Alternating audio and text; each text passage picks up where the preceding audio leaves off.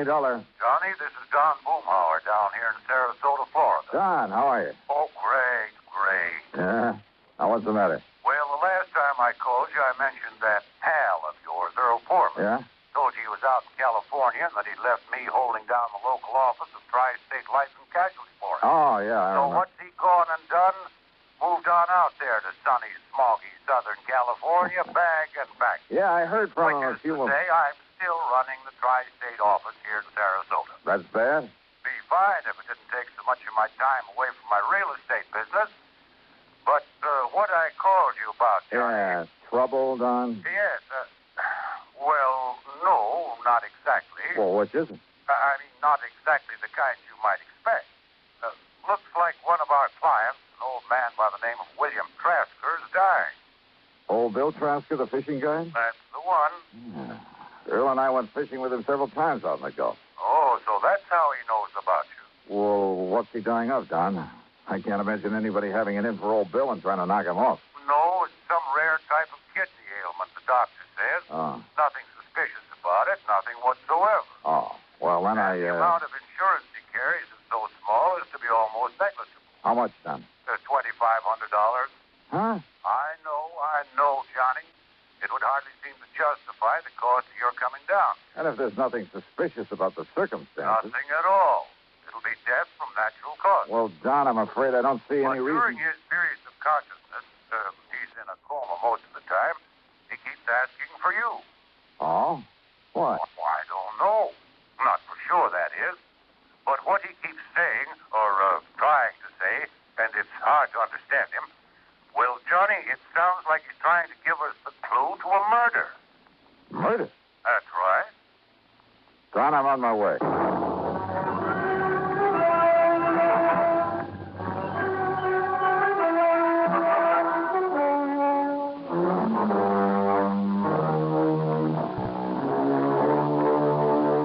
Expense account submitted by Special Investigator Johnny Dollar to the Tri-State Life and Casualty Insurance Company office in Sarasota, Florida.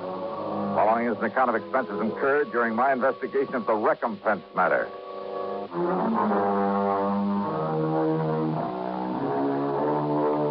Expense account item 1, $79.70, taxi and a plane from Hartford to New York, then another one to Florida. At the International Airport in Tampa, Don Boomhauer was waiting for me. We piled into his air-conditioned car and headed south on the Tamiami Trail down towards Sarasota.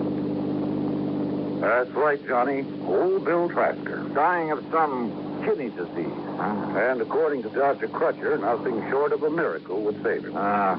Just too bad. He seemed like a mighty nice old man, a real gentleman. Well-educated, well-spoken. Yeah, you'd expect to find him running a big business instead of a broken-down outboard rig to take out fishing parties. So I understand. But frankly, Johnny, I'd never even seen old Bill until the doctor called me. Said he was dying and that he wanted to see you. Then I looked up his policy. Yeah, $2,500, you said. Yes, to be spent in giving him a modest but decent burial. And to pay any bills he might leave outstanding. Apparently, then, Bill won't be leaving much of an estate. And you'll understand why when you see the little kind of shack he lives in. But now, over the phone, you said something about a murder. Well, Johnny, it was so difficult trying to understand what he was trying to say. Even when he seemed completely conscious, he was very vague, except perhaps when he was asking for you, when he told us he had to see you before he goes. Well, now, Don, why... He never said the actual word murder, Johnny, but he, well, listen, there was a name he kept trying to tell us. It sounded like Jerry or Gerald something. Last name we couldn't get at all. Well, have you checked over his relatives? When we asked him about relatives, he just turned his face away and shook his head. But now, if he was talking about a murder... Johnny, it's just that... Well, Doc and I agreed that from what he said, and, well, his knowing you and your work and wanting to see you, and, well, you know how deathbed confessions are. Don, you're not making much sense. Look, Doc will be waiting for us, and if Bill is conscious enough to make sense when he talks to you, well, let's just wait and see what you can get out of him. Whatever you say, Don.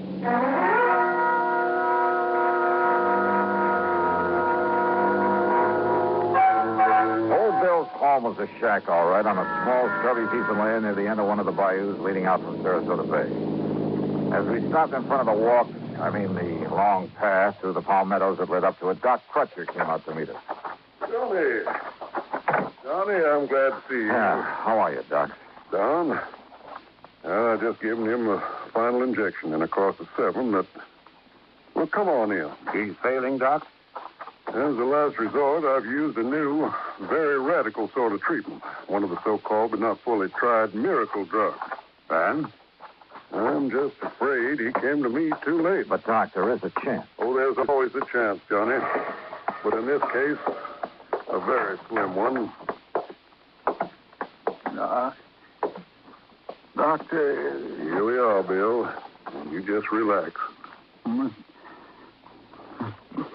Johnny Dollar. Yeah. Well, here I am, Bill.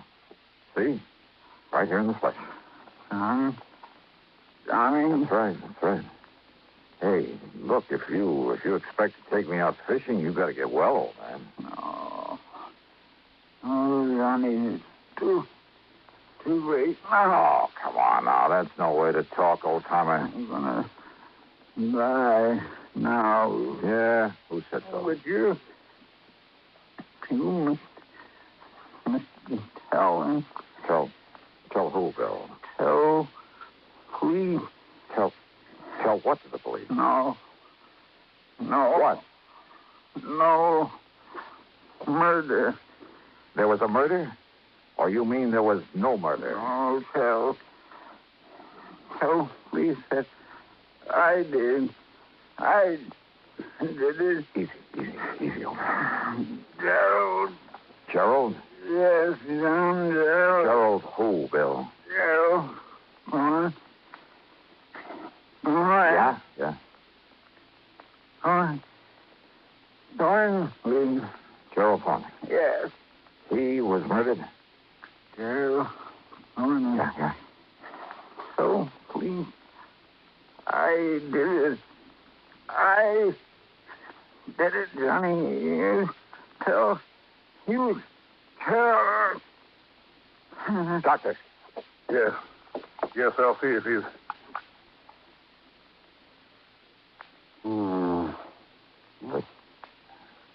The end, Doc?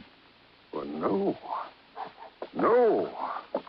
As a matter of fact, his heartbeat is... Well, it's stronger. What? Much stronger. Doc, listen. Yes, Doc. Get to a phone and get an ambulance while I make him ready. You mean that maybe you can pull him through after all? Yeah. Now, come on, Johnny. Give me a hand with him. Sure, Doc. Save him, huh? Yes, of course. Yeah, so that we can investigate this confession of his. Huh? Sure, and then see that he's executed for murder. Oh, darn for the love of Mike. Yes, call that ambulance.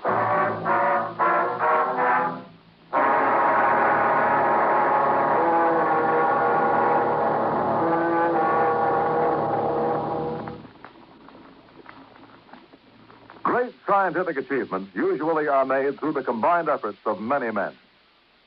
Such is the story of the Atlantic Cable, one of the outstanding milestones of the 19th century. But today, the name of one man remains to remind us of that venture. The organizer and director, Cyrus W. Field, a retired paper merchant who risked his fortune, sanity, and integrity in an awesome adventure that lasted 12 long years. Field first was approached in regard to a short underwater cable to Newfoundland in 1854. After a huge investment of both money and energy, the cable was completed the following summer. Field then went to England to tackle the much larger problem of laying the Atlantic cable. Many futile attempts were made. Cable was broken. Splices were made. Cable was lost. Tempers flew, and ship captains resigned in disgust. Still, Field wouldn't give up. Finally, on August 8, 1858, it appeared that the project had been successfully completed. Cyrus Field went ashore and walked 15 miles to the nearest telegraph station. There he wired his wife, the Associated Press, and President Buchanan. He informed the president that Queen Victoria would telegraph her congratulations over the new cable. But before the Queen's message was completed, the line went dead. the much-hailed project was again a failure. Faulty insulation was blamed. In 1865, the largest steamboat afloat, the Great Eastern, made another attempt. Just 660 miles from Newfoundland, the cable parted. Inadequate hoisting tackle prevented its recovery. Field broke down and wept like a child. And yet, the very next year, he sailed with the Great Eastern for one more try. This time, every failure had been studied, every provision made. On July 27, 1866, Cyrus Field landed at Heart's Content. After personally cabling the unbelievable news, he immediately boarded the Great Eastern, retrieved the broken cable of the year before, spliced it, and laid the second Atlantic cable. Cyrus W. Field, another American whose driving energy insisted that somehow there must be a way. Let's find it. And now, Act Two of yours truly, Johnny Dollar.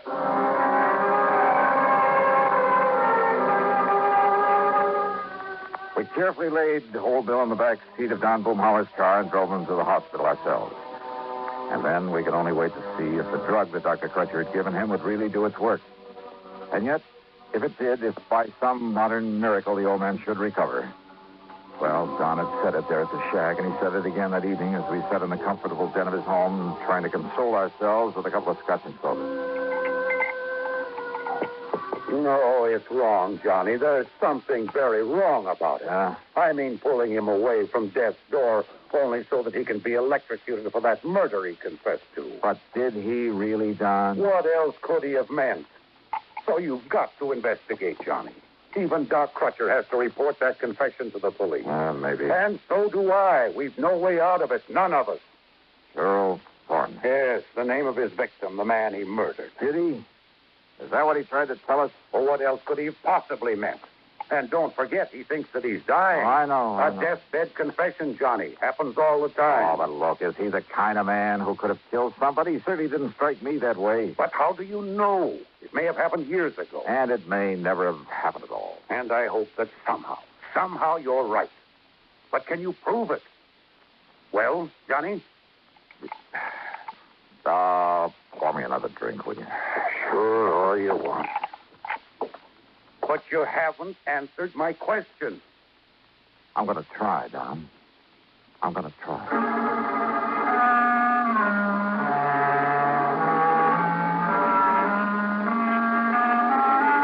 At about midnight, Doc Crutcher phoned to say that we should keep our fingers crossed and maybe pray a bit.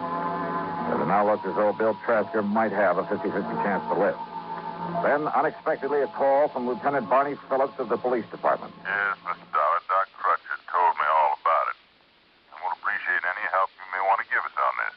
Well, do you know anything about this Bill Thornley? No, sir. Never heard of him. But we'll find out who he was. Don't you worry about that.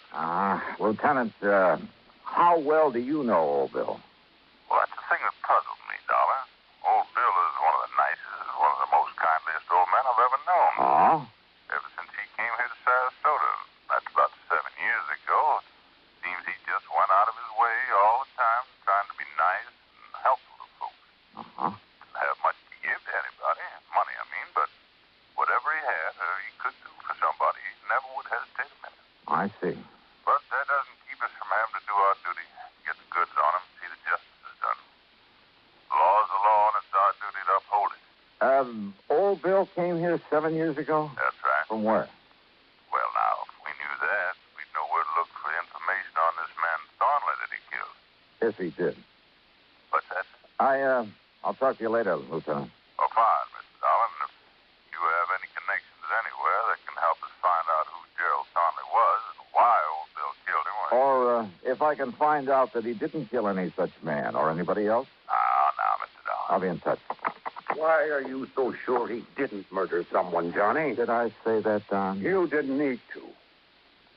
Don, I want no part of this thing. Donnie, I know this is no ordinary sort of investigation. But as a company, we have to go through with it. Why? If you can prove that Bill didn't do it, which I doubt, well, it's the least we can do for a client or something. Yeah. And if you end up proving he did, Well, it's a public service by the company or something. Or something. Let someone else handle it. I want to put it. Why did old Bill ask for you? Well? Oh, well, I think it's because of... Well, in spite of what he said, in spite of what it sounded like... Hey, let me use your car, will you? At this time of night? Oh, well, here. Here are the keys. All right, good. What have you got in mind? Well, maybe keeping an innocent man out of the chair. Now, Johnny. I'll see you later.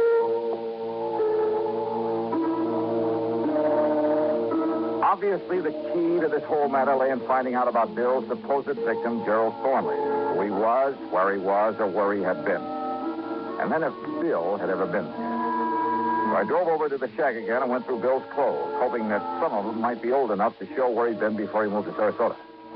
Every one of them bore a New York label. Item 2, $5.20 for a tank full of gas. Item 3, after I reached the airport in Tampa, $4.60 for a long telegram to Ripley Keener, a pal of mine on the New York Times. Item 4, $71.70, and shortly after dawn, I was in New York. Rip was waiting for me at the airport. You could have saved yourself the time and money and phoned me, Johnny. Now, just what do you mean by that, Rip? Well, I could have told you all there is to tell about Gerald P. Thornley in one sentence. I handled the story on him for the paper myself. All right, well, what about him? He ain't.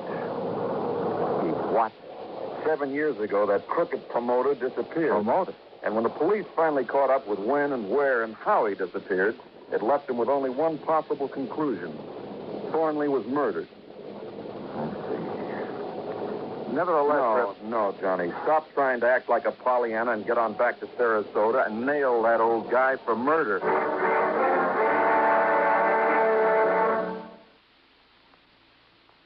The 14th Amendment to our Constitution is one of its most important sections. It bestows United States citizenship upon every person, regardless of race, who is born within our borders or who is naturalized. And this amendment further provides that the privileges and immunities of citizenship cannot be taken away by a state, nor may a citizen be denied the equal protection of the laws. It is this amendment which makes us all equal citizens with equal rights, to the end that this country of yours and mine shall be our country under God. Now, Act 3 of yours truly, Johnny Dollar, and the Recompense matter.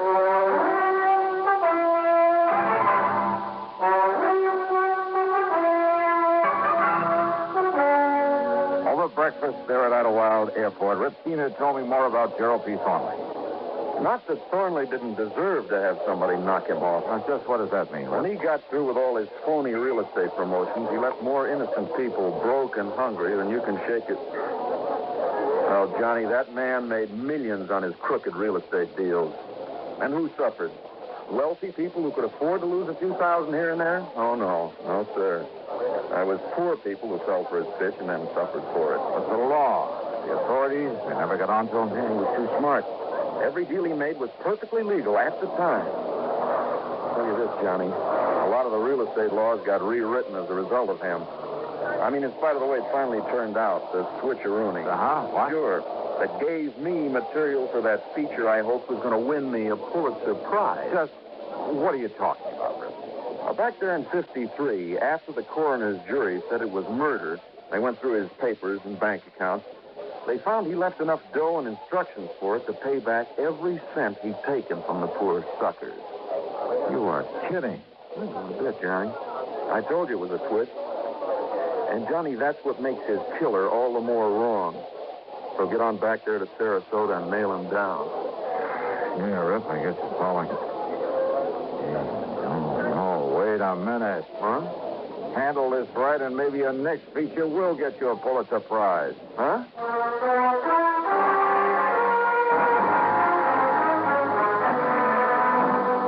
Poor people who'd been taken by Thornley. Well, old Bill Trasker had never been in that category, in spite of his menial job these last 7 years as a fishing guide. Item 5, 10 cents for a call to Lieutenant Randy Singer, 18th Precinct. Then I had Rip Keener drive me into Season. There you are, Johnny. A complete set of fingerprints on the late Mr. Gerald P. Thornley. Good. So why I should break my neck getting them in such a hurry Yeah, all for right. you. Thanks a lot, Randy. put that so-called mind of yours to work finding out who murdered him 7.5 years ago, why... Well, that coroner's jury could have been all wet, you know. Huh? Why don't you keep Rip here entertained until I can phone him a feature story from down in Sarasota? Johnny. If that is. Yeah? If what? Well, if this absolutely crazy hunch of mine pays off. Item 6, another 7170 for a plane back to Florida. From the airport in Tampa, I drove on down to Sarasota, straight to the hospital. It is a miracle, Johnny. If old Bill continues to improve the way he has in these last 12 hours, he'll live until they put him in the chair, much as I hate to say that.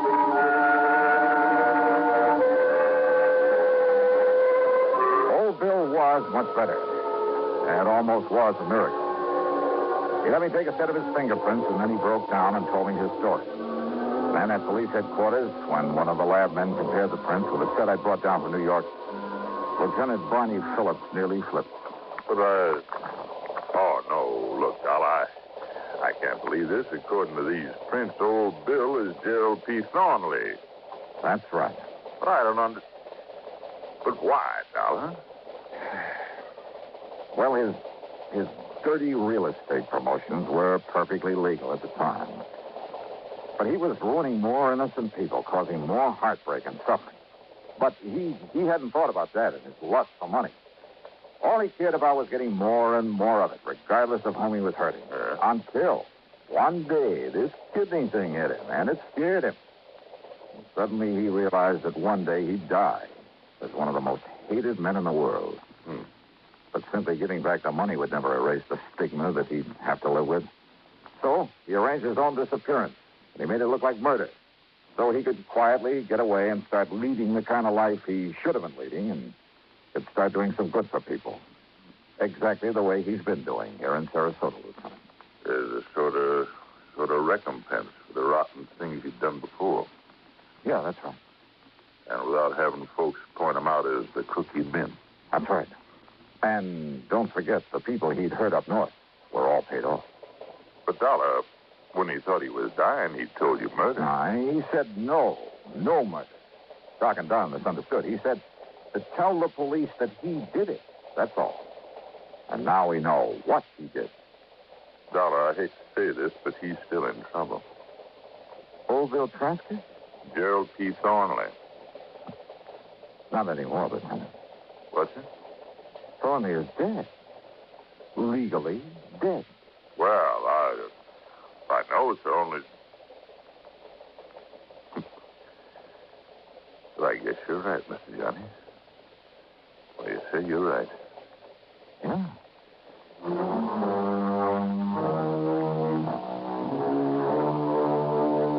After sticking around a few days to make sure that old Bill's recovery would be complete, well, I changed my mind about giving Rip keener material for a feature. Let him wonder about it. The expense account total, including the trip back to Hartford, $200 and, no, Don, forget it. Just forget it. Yours truly, Johnny Dollar.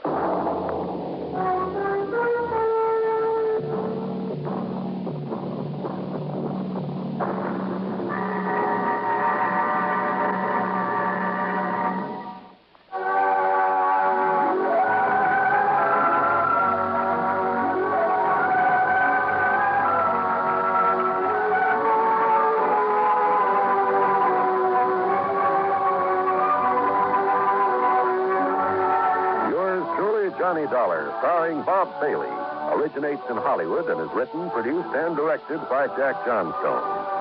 Heard in our cast were Russell Thorson, Bart Robinson, Harley Bear, Barney Phillips, Dick Crenna, and Herb Vigran. Be sure to join us next week, same time and station, for another exciting story of yours truly, Johnny Dollar.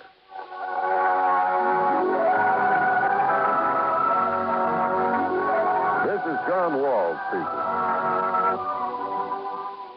Johnny Dollar has come to you through the worldwide facilities of the United States Armed Forces Radio and Television Service.